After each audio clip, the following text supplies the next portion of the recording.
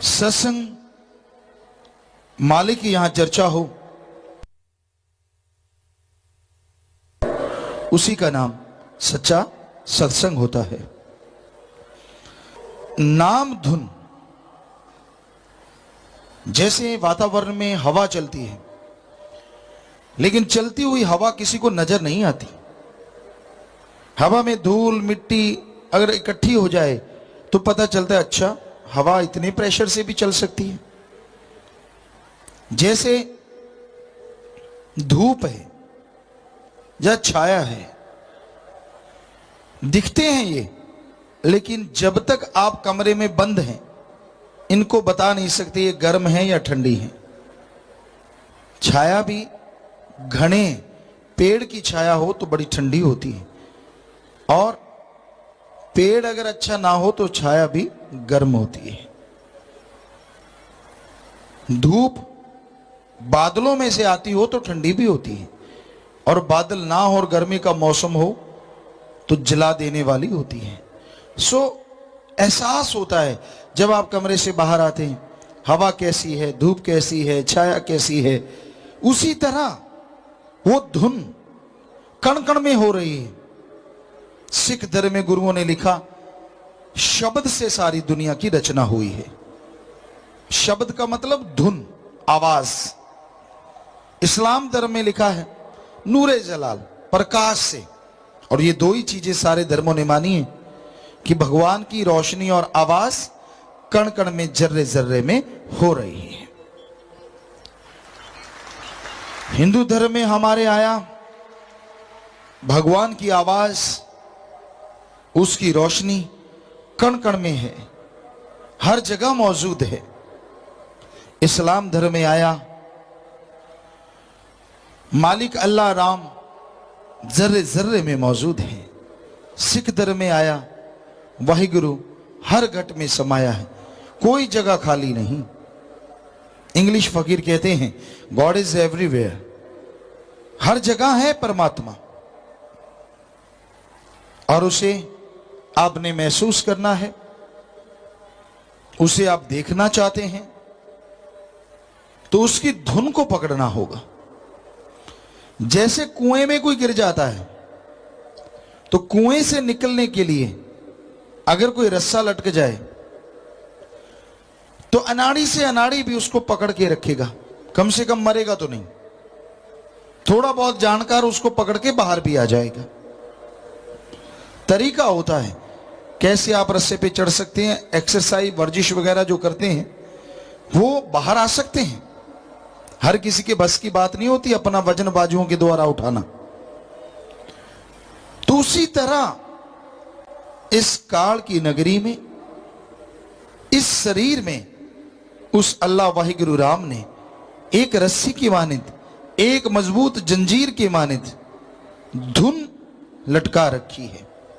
वो आवाज, वो रोशनी कि आत्मा उसको पकड़े, उसको फॉलो करे, उसका पीछा करे और परमात्मा तक पहुंच जाए।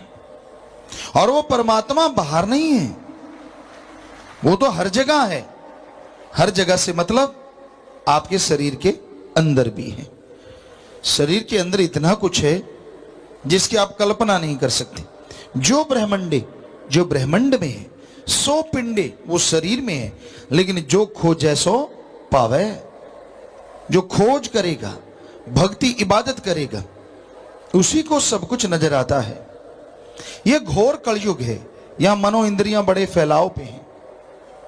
संतों की बात अच्छी नहीं लगती, संतों की बात जचती नहीं, और सुन के लोग अमल नहीं करते। इसलिए व्याकुल रहते हैं, बेचैन रहते हैं, तड़फते रहते हैं और मालिक से दूर रहते हैं। आप संतों की बात इतनी सी सुन लो, नाम जपा करो। बस एक बात, बातें उठ रही हैं, बुरे ख्यालात आते हैं, बुरी सोच आती है, चुगली, निंदा, काम वासना, क्रोध, लोभ, मोह, अहंकार, मन माया। जब तक इस मक्कड़ जाल में आपकी आत्मा उलझी हुई है, संतों की बात आपको अच्छी नहीं लगेगी। और अगर राम नाम से आप इस मक्कड़ जाल को तोड़ देते हैं तो संतों की हर बात अच्छी ही नहीं, सच्ची ही नहीं, बल्कि तमाम खुशियां देने वाली बन जाएगी। आग जला भी देती है, और आज आग के बिना कुछ भी नहीं है। आग जला भी देती है और उसके बिना बात भी नहीं बनती। तो संतों के वचन जलाते नहीं है बस, पर माने बिना बात नहीं बनती। आग सीधा हाथ डालो तो जला देगी, पर आप बिना आग के यहां है ही नहीं। जो कुछ भी खा पी के आए आग से ही तो बना है। बिना आग के बताइए आप क्या बना सकते हैं? कच्चा फ्रूट खा सकते हैं, कच्ची सब्जियां शायद ही आप खा पाए। और फिर यही नहीं, आग आपके अंदर भी है, जठर अगन, जो इसको हजम करती है। अगर वो ना हो तो सारी गड़बड़ हो जाती, सारा सामान ज्यों का त्यों बाहर, कोई ताकत नहीं, कुछ नहीं, और परेशानियां बीमारियां अलग से। तो संतों के वचन कई बार सुनने में ऐसा लगता है कि आग है, पर आप भूल जाते हैं गर्म पानी घरों को जलाया नहीं करते। गर्म पानी में नीम के पत्ते या एंटीबायोटिक डाल के अगर उसका जख्म पे साफ किया जाए तो गर्म पानी जख्म को जल्दी भरने का काम करता है। कबीर जी ने लिखा है, दुनिया का प्यार भी घाती है और संतों का गुस्सा भी दाती है। संत गुस्सा करते ही नहीं, और करें तो समझो पता नहीं सामने वाले जीव पे क्या पहाड़ जैसी मुसीबत टूटने वाली है। उनका अपना कोई लेना देना नहीं होता। तो गर्म पानी घरों को जलाया नहीं करते। दुनियादारी का प्यार घातक है। हम ये नहीं कहते कि प्यार करो ना, पर सावधान। आपसे जो ज्यादा प्यार दिखाते हैं, कई वजह हो सकती हैं उसकी। आप ज्यादा पैसे वाले हैं, आपकी राज पहुंच है, आप कोई ऑफिसर हैं, या फिर आपके घर में आपकी बीबी बहन बेटी कोई सुंदर है। ये वजहें हैं जिनसे लोग ज्यादा प्यार मोहब्बत जताते हैं। ये सब कुछ होते भी आपकी किसी से दोस्ती है और आपको लगता है कि वो ऐसा नहीं है, तो उसके मां बाप के अच्छे संस्कार हैं उसमें, या राम की कृपा है। हमारे कहने का मतलब ये नहीं है कि आपके पास पैसा है, राज पहुंच है, घर में बीबी बच्चे सुंदर हैं, तो किसी से दोस्ती ना करो, पर सावधान रहना जरूरी है। दोस्ती करो पर एक हद तक, एक सीमा तक, और इंसान को जांचो परखो। फिर भी कितना भी जांच परख लो, आंखें मूंद के कभी यकीन ना करो। इसी से बचाव है, अदरवाइज ये घोर कलयुग है। आपका यकीन बनाने के लिए कौन कैसा रूप धारण कर ले, अपने आप को कितनी देर के लिए परिवर्तन कर ले, कुछ कहा नहीं जा सकता। इसलिए जरूर ये ख्याल रखा करें कि भाई दुनियादारी के लोग आपको चाहते नहीं कि आप राम नाम से जुड़े रहें। एक पंजाबी में कहावत है, लाई लग ना होवे घर वाला ते चंद्रा गमांड ना होवे। लाई लग आया बाहर से, दो तीन बहनें मिल गई, चाची ताई बहन भाभी कोई भी, तेरे घर वाली बुरी, तेरी घर वाली ने ये किया, तेरी घर वाली ऐसे आई, नंगे सिर बाहर, ये वो फला, आते जूत निकाला, दाड़ दाड़ दाड़ दाड़, पूछा ही नहीं। तो लाई लग इसे कहते हैं, किसी की उंगली पे चलना। अपना दिमाग भेजा, निकाल के साइड में रख देना। मालिक ने बहुत बड़ा दिया है, बहुत बड़ा, पर काम में कोई कोई लेता है। ठीक है, जितना है खा लिया, पी लिया, सो लिया। तो लाई लग, किसी की उंगली पे कभी ना चलो, और चंद्रा गमांड ना होवे। पड़ोसी अगर बुरा है, बड़ा मुश्किल है बुराई से बच पाना। सारा दिन गालियां सुनेंगी, सारा दिन चुगली निंदा सुनेगी, सारा दिन बुरी बुरी बातें सुनने को मिलेंगी, पर किया क्या जा सकता है? राम नाम जपते रहो। फिर चाहे गलकटियन के पास भी घर हो तो भी फिक्र नहीं रहता। कबीरा तेरी झोंपड़ी गलकटियन के पास, जो करेगा सो भरेगा, तू क्यों भया उदास। राम नाम से संभव है कैसे भी पड़ोस में रहते हो, कैसा भी उंगली लगाने वाला कोई है, राम नाम जपोगे तो आपको सोझी रहेगी, दिमाग काम करता रहेगा कि यार मेरे लिए सही क्या है। क्योंकि आज लोग दूसरों के कंधे पे रख के चलाना जानते हैं, अपना कंधा इस्तेमाल में नहीं लाते। दूसरों को बेवकूफ बनाना, दूसरों को गलत सोबत में डालना उनका मकसद होता है। क्योंकि राम नाम वाले तरक्की बहुत करते हैं। यहां हमने लाखों करोड़ों में साथ संगत से पूछा कि राम नाम जपते हो, बचनों पे रहते हो, क्या हुआ? कहते जी साइकिल था और आज कारें हैं, किराए का मकान बड़ी मुश्किल से मिलता और आज हवेलियां बंगले बगीचे हैं। ये एक दो की नहीं, करोड़ों लोगों की बात है। तो आप बाकी तो जलेंगे ही ना यार, ये पहले अच्छी शराब पीता था, अच्छा मांस अंडा खिला दिया करता था, ये कहां राम नाम की बंजली बजाने लगा है? क्यों ना फिर से इसको उसी में ले आए, इसको बर्बाद कर दें। कोई खुश नहीं होता आपको आवाज देख के सिवाय फकीर के या मालिक के प्यारों के, बाकी सब तो खुश होते हैं अगर आप बर्बाद हो रहे हैं। हमने गांव में देखा है, शहरों में देखा, नशा करेंगे, शराब पी रखी है, बुरा बोलता आ रहा है, पंचायत में बैठे हैं सांझ गांव में, गिरता पड़ता आ रहा है, तो एक कहेगा यार देखो कितना बुरा हाल है, दूसरा कहेगा क्यों तू जवानी भूल गया, यार ये उम्र ही होती है खाने पीने की। वो ये नहीं कह रहा, ऊपर से कह रहा है उम्र ही होती है, अंदर से खुश हो रहा है, क्या कह रहा है? अच्छा साला बर्बाद हो रहा है। ये हकीकत है, ऐसी लैंग्वेज होती है उनके अंदर। तो अगर कोई राम नाम में जाता है, अल्लाह मालिक की भक्ति इबादत में जाता है, हर कोई टोकता है, फिर चक लिया थैला, उठा लिया थैला, चल पड़ा, क्या मिलेगा? क्यों तेरे से ये दाड़ लेता है जो तू इसको टोक रहा है? ना जी, आदत है यार, ये आवाज हो जाएगा। अगर राम नाम से जुड़ जाएगा तो इसके पौबारा पच्ची हो जाएगी। ये तो गलत बात है, इसको रोको। फिर अंदर का मन जालम भी तो बहुत बुरा बैठा है, जो मन पे इतना छाया खसम बना बैठा है इंसान का। मन है बना ड्राइवर हर एक प्राणी का, मन ड्राइवर बना हुआ है, यहां भेजे में घुस गया है, दिमाग में बुरे बुरे ख्याल देता है, बुरी बुरी सोच देता है, बुरी तरफ लेके जाता है, हर समय बुरा ही बुरा, बुरा ही बुरा, बुरा ही बुरा, बुरा ही बुरा। बुरी सोच जब मन की इंसान के ऊपर छा जाती है, हमने आजमाया है और ये हकीकत है, बिगड़ा मन गुरु के ना पीर का। मां बाप का तो कहां से हो जाएगा, गुरु पीर का नहीं हो सकता। इतना जब मन बिगड़ने पे आ जाए, आपको कई बार सुनाया है, ट्रैक्टरों के गियर अड़ जाया करते हैं। हम तो 6-7 साल के ट्रैक्टर चलाने लग गए थे, तो कई बार गियर अड़ जाता, टूल वगैरह नहीं होता, बैक गियर लगाया अड़ गया, करते क्या, पीछे को मुंह कर लिया, स्टीयरिंग पीछे से चल बेटा ऐसे चल, तो घर लेके आके गियर निकाल के वापस जाते, चलो उसका गियर तो निकल जाता। आज कलयुग है और कलयुगी जीवों का गियर खुद भी अड़ता है और अड़ाने वाले भी होते, पच्चर फंसा देते हैं, खुद नजर नहीं आते। फिर जो हाल होता है उसका फ्यूचर में, क्योंकि फकीर की बात मान लो, फकीर कभी बुरा नहीं कहते किसी को, हो ही नहीं सकता। हम यहां गारंटी लिख के दे सकते हैं, जिस मर्जी पर नोट पे, जिस मर्जी सरकारी कागज पे हमारा अंगूठा लगवा लो, लिखवा लो, सच्चा संत पीर फकीर किसी का बुरा कर ही नहीं सकता।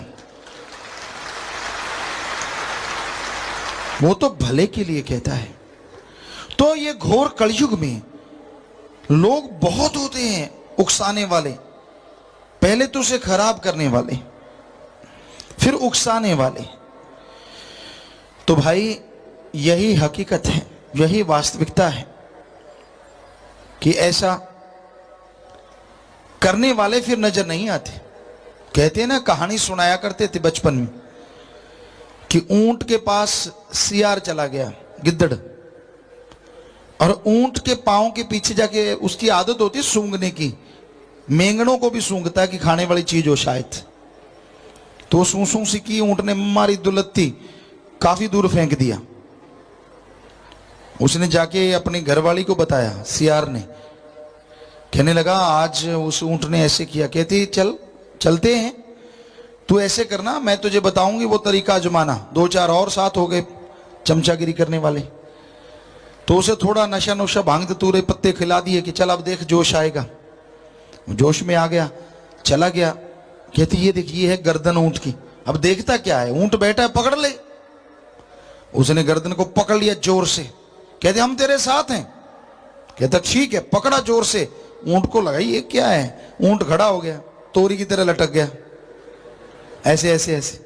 ओ इतना ऊंचा ऊंट, छोटा सा गिद्दड़ से यार, कहने लगा बचाओ बचाओ। निगाह मारी तो वहां कोई भी नहीं, बचाए कौन। ऊंट ने मारी ऐसे ऐसे चलांगे, अगर उसको गिरना ही पड़ा, गर्दन कभी नीचे कभी ऊपर, गिरा, एक और दुलत्ती जाड़ी, काम तमाम।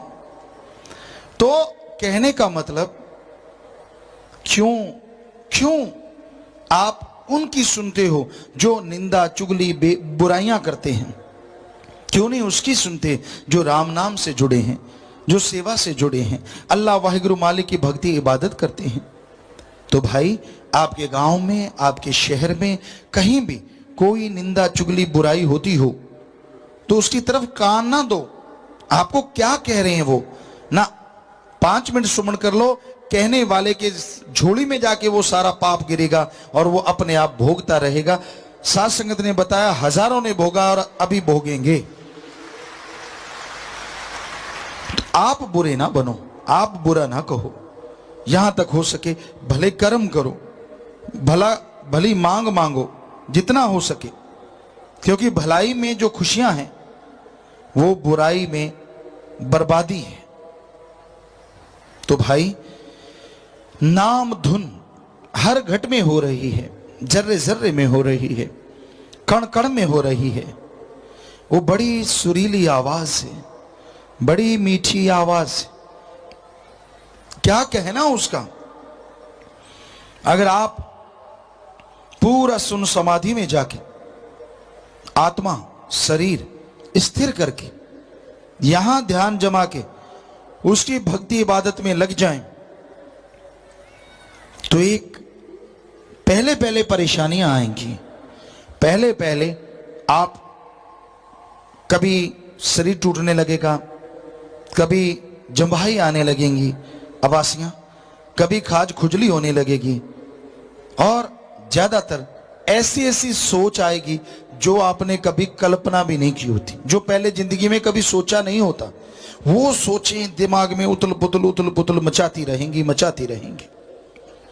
आप बेचैन हो जाएंगे, परेशान हो जाएंगे, दुखी हो जाएंगे। लेकिन डरिए ना, राम नाम बहुत बड़ी ताकत है, बहुत बड़ी शक्ति है। लगातार राम नाम का जाप करते रहिए, भक्ति इबादत करते रहिए, तो आपके अंदर की वो चीजें धीरे धीरे कम होती चली जाएंगी। जंभाइयां आनी बंद हो जाएंगी, खाज खुजली बंद होगी, विचार नहीं, वो तो चलते रहेंगे। सबसे लास्ट में बुरे बुरे विचार बंद होते हैं।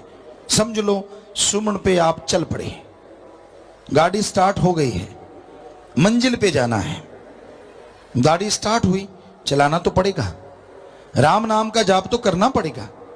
जब तक आप कर सकते हैं करते रहो राम नाम का जाप। यहां ध्यान आते ही, सुन समाधि में पहुंचते ही ऑटोमेटिकली जो आप बोल रहे हैं शब्द, जो कि इस धरती पे रहने वाले उस राम के शब्द अल्लाह वाहिगुरु के हैं, वो बंद हो जाएंगे और वो धुन शुरू हो जाएगी जो अजाप है, जो लिखी नहीं जा सकती, बोली नहीं जा सकती, देखी नहीं जा सकती।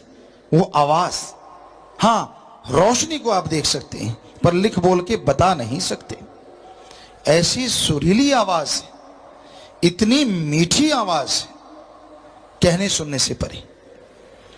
कोई सच्चे राग से कोई राग गा दे, सुनने वाला ध्यान से सुन ले तो रोंगटे तो उसके खड़े हो जाते हैं। और राम अल्लाह वाहिगुरु गॉड की आवाज वो तो इतनी सुरीली है, इतनी मीठी है कि सारे दुनियावी साजो सामान उसके सामने जीरो है। शहद मीठा है, दूध मीठा है, घी शक्कर गुड़ चीनी सब मीठे हैं, और भी फ्रूट हैं मीठे हैं, लेकिन ये मिठास राम नाम के सामने तुच्छ है, कुछ भी नहीं। स्वाद जीवा का, इंद्रियों के भोग विलास का, ये क्षणिक होता है। चाहे इंद्रियों का भोग विलास चाहे जीभा का स्वाद। आपने मीठा खाया, मुंह में रसगुल्ला या चीनी रख ली, कुछ देर के लिए वो स्वाद रहेगा, लेकिन जैसे आप निगल जाएंगे कुछ देर के बाद मुंह बकबका हो जाता है। इन स्वादों की वजह से लोग उठ नहीं पाते। और दूसरी तरफ राम नाम का स्वाद हर इंसान के लिए सही है, क्योंकि यहां जितने लोग बैठे हैं स्वाद सबका लगभग अलग अलग होता है। किसी को तेज मीठा, किसी को ठीक ठीक मीठा, किसी को फीका, किसी को नमकीन, किसी को कड़वा, किसी को कुछ अलग अलग स्वाद होता है। लेकिन उस धुन में ऐसा स्वाद है जो दुनिया के हर प्राणी का, जो भी दुनिया में सबसे ज्यादा पसंद है उससे अरबों गुना पसंदीदा उसमें स्वाद होता है, लज्जत होती है। क्या गजब होता है, क्या नशा होता है, क्या स्वाद होता है। दिल नहीं करता उस स्वाद को छोड़ के जमाने की तरफ निगाह उठा के भी देखा जाए, पर क्या किया जाए, मजबूरी होती है, ड्यूटियां होती हैं, फर्ज होते हैं, इंसान को वो निर्वाह करने पड़ते हैं। कोई भी आत्मा उसे टच करके वापस नहीं आ सकती, पर मालिक का हुक्म है, वो उसे देखती है, महसूस करती है और फिर वापस शरीर में भी आ जाती है। यही है ध्यान, यही है नाम, यही है गुरु मंत्र, मेथड ऑफ मेडिटेशन। इसके द्वारा ही आप अपनी बॉडी की टोटली रिपेयर कर सकते हैं। कोई मेडिकल साइंस ना कर पाई और ना ही कर पाए जितना रूहानियत कर सकती है। जितने बड़े बड़े साइंटिस्ट हैं, डॉक्टर हैं, हम एक सवाल पूछना चाहते हैं, क्या आप अपने दिल को और दिमाग को टोटली आराम दिला सकते हैं? कभी नहीं। तो हम चैलेंज करते हैं, आप राम का नाम लो, सुन समाधि में जाओ, आपका हार्ट बंद नहीं होगा, लेकिन बिल्कुल आराम से चलेगा, आराम से धड़केगा। ये मत सोचो इससे बॉडी में, नर्व में खून की सप्लाई कम हो जाएगी, नहीं, ऐसा कुछ नहीं होगा। जैसे ही आप सुन समाधि से वापस बॉडी में आते हैं, शरीर में आते हैं, तो वो इतनी स्पीड से और इतनी खुशी से, क्योंकि वो आराम कर चुका है, जैसे आप आराम करके जागते, बिल्कुल वही थ्योरी अंगों के साथ है, बिल्कुल वो रिपेयर होंगे और बड़े मजे से और बड़े शान से चलेंगे। और जो भी नाड़ियों में गंद पिल जमा है, जब वो बिल्कुल चुस्त दुरुस्त होकर चलेंगे तो वो सारा बूस्ट मार के सारा फैट फूट निकाल के बाहर कर देंगे। इतनी पावर है राम नाम में, इतनी शक्ति है राम नाम में, पर कोई जाप करता ही नहीं, टाइम नहीं लगता जी। इतना गप, इससे बड़ा गप कोई हो ही नहीं सकता। जो भी लोग ये कहते कि टाइम नहीं लगता, खाने का टाइम, पीने का टाइम, टॉयलेट जाते हो सुबह उसका टाइम, एक टाइम ना आए तो चक्कर पड़ जाता है। फिर राम नाम के लिए टाइम क्यों नहीं? क्यों नहीं भक्ति के लिए टाइम? कौन सा आपके पीछे हल जोत लेना है या आपके ऊपर ट्रक चढ़ा देना है? आराम से मजे से नहाओ, अच्छे नींद उड़ाओ, आराम से पालथी मार के राम नाम गाओ, अल्लाह वाहिगुरु की भक्ति इबादत करो। क्या छोड़ना पड़ा आपको? कुछ भी तो नहीं। फिर टाइम कैसे नहीं लगता? चुगली करते हो, निंदा करते हो, ठगी मारने की स्कीमें बनाते हो, उसके लिए टाइम है। अल्लाह वाहिगुरु की याद के लिए टाइम नहीं है, राम ओम हरि के लिए टाइम नहीं है। सौ स्कीम बनाते रहते हो, कोई आदमी कह दे झट से मान लेते हो। क्या चमत्कार देखा आपने? कौन सा चमत्कार देखा आपने? और संत पीर फकीर कहता है उसकी परीक्षा लेना चाहते हो। कैसा कलयुग है, घोर कलयुग। लो परीक्षा संतों की, लेकिन जैसे वो परीक्षा देने चाहते हैं वैसे तो मानो। वो कहते हैं पहले सुमरन कर लो, फिर बताना नजारे आते हैं कि नहीं, ना आए तो छोड़ देना, आते हैं तो पकड़े रखना, बस बात ही खत्म, हो गई परीक्षा। जाप खुद नहीं करते, सुमरन खुद नहीं करना, सेवा खुद नहीं करनी, फिर ये कहना कि भगवान नहीं होता, राम नहीं होता, अल्लाह नहीं होता, वाहिगुरु नहीं होता, वो कृपा नहीं करता, वो तो दिखता नहीं। कैसे? टेलीविजन ऑन करोगे, चैनल सेट करोगे तभी देख पाओगे, आंखें खोलोगे, आंखें मूंद के तो सुनेगा। तो उसी तरह अपने आप को ऑन करना पड़ता है, बॉडी को जगाना पड़ता है। आप सोए पड़े हैं काम वासना क्रोध लोभ मोह अहंकार में, मन माया में, इनसे अपने आप को जगाना होगा, बुराइयों से अपने आप को हटाना होगा। इनसे अपने आप को जगाओगे, इनसे अपने आप को हटाओगे, तभी ये ऑन होगा और तभी परमपिता परमात्मा के दर्श दीदार कर पाओगे। आप तो उलझे हुए हो अपने अहंकार में। बहुत तरह का अहंकार है, ऊंचे धर्म का, ऊंची जात का, पहनावे का, खूबसूरती का, धन दौलत का, जमीन जायदाद का, ताकत का, राज पहुंच का। किसी को अपने में गुण, मुझे ये आता है, किसी को नहीं आता, किसी में कुछ, किसी में कुछ। तो कई तरह का ये अवगुण है, ये अहंकार है जो इंसान के अंदर छाया रहता है, ईगो। हम आया करते थे, हम अपनी बात नहीं बताते कि हम में नहीं है, वो तो परमपिता जी की रहमत है, नहीं है। वरना इंसान जब तक सतगुरु अल्लाह मालिक की रहमत ना हो, तो ईगो ना हो, ये हो ही नहीं सकता।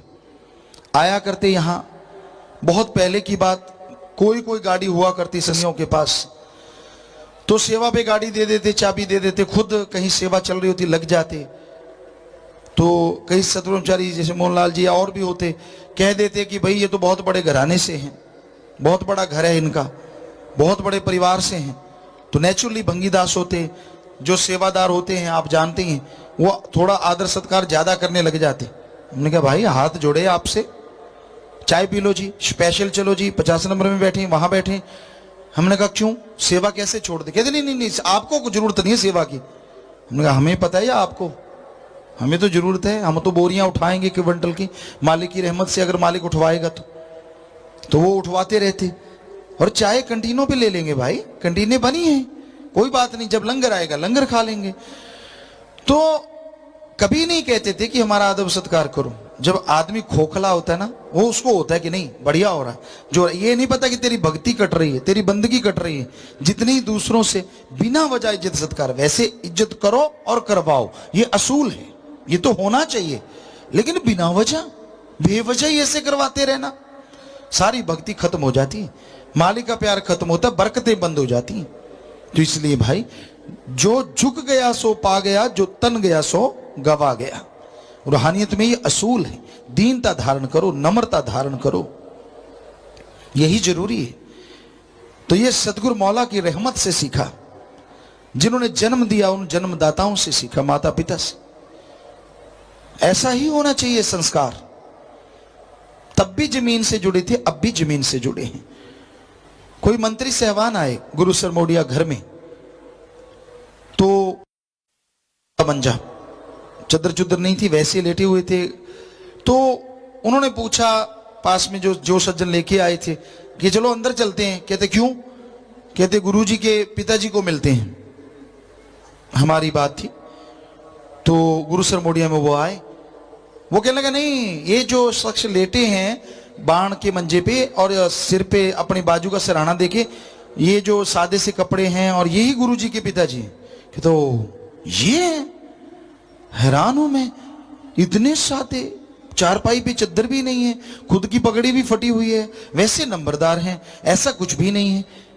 तो बापूजी कहने लगे क्या कपड़ों से मेरे घर उस पीर फकीर ने जन्म लिया है? अगर मैं कपड़े अच्छे पहनता वो जरूर जन्म ले लेता। ये तो उस मालिक की कृपा हुई है मुझ गरीब पे, जो उसने ऐसी कृपा की। तो कहने का मतलब हर किसी को यही होना चाहिए, अहंकार नहीं करना चाहिए। घमंड उनको होता है जिनको ताजा ताजा सामान मिला हो, पहले वो ऐसा कुछ हुआ ना हो। ये हम बुरा ना लगे आपको, हमसे हाथ जोड़ के चाहते हैं कि बुरा ना मानना, पर हमारा तजुर्बा है पहले का भी और अब का भी। ताजा ताजा सामान मिल जाए, एकदम से पैसा मिल गया, एकदम से पैसा आ गया, एकदम से खानदानी नहीं, वो फिर दिखाते हट पीछे चल, आगे हो, इधर हो, फलां हो। उनको होता है यार अगर ऐसे नहीं करूंगा तो किसी को क्या पता लगेगा, ये तो बड़ा है। जो बड़े होते ही हैं वो खानदानी ये होती है कि वो कभी छूफू नहीं करते, बल्कि वो जमीन से जुड़े रहते हैं। तो वही अच्छा इंसान होता है, इसी का नाम इंसानियत खानदानी होती है। तो भाई अहंकार ना आने पाए, दीनता नम्रता धारण करो और मालिक से मालिक को मांगो। दीनता नम्रता उसके गहने हैं, तभी मालिक मिलता है।